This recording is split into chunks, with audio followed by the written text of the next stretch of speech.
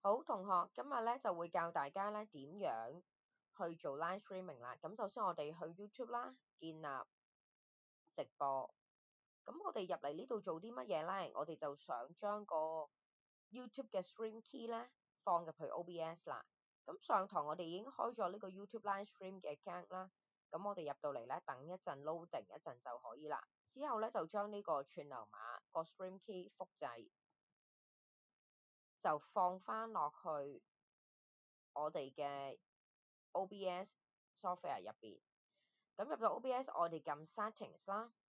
咁喺左邊咧我哋撳 stream， 之後 use stream key， 咁我就 replace 咗呢一條 stream key 啦。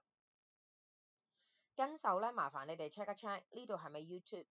咁如果有錯誤咧，你就可以撳右邊個箭嘴仔揀翻啱我哋用緊 YouTube apply， 跟住 OK。咁我哋咧就已經成功將個 YouTube 同個 OBS link 埋咗一齊啦。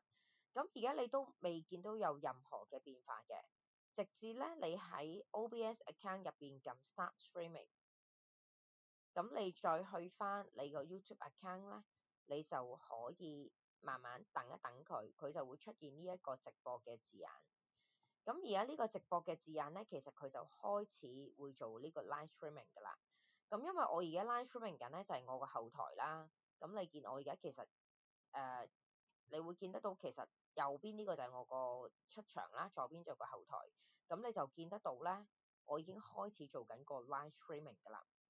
咁你份功課咧記得要做一樣嘢喎。我哋成個流程做嘅時候咧，我哋有唔同嘅scenes 要去做啦。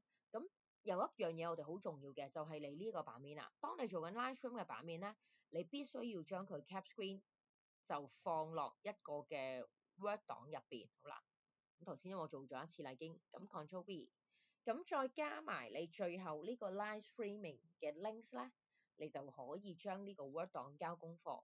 咁再三提，記得當你 save file 嘅時候咧，你要 save 翻你嘅全名啦，可以擺埋叫做 CA1。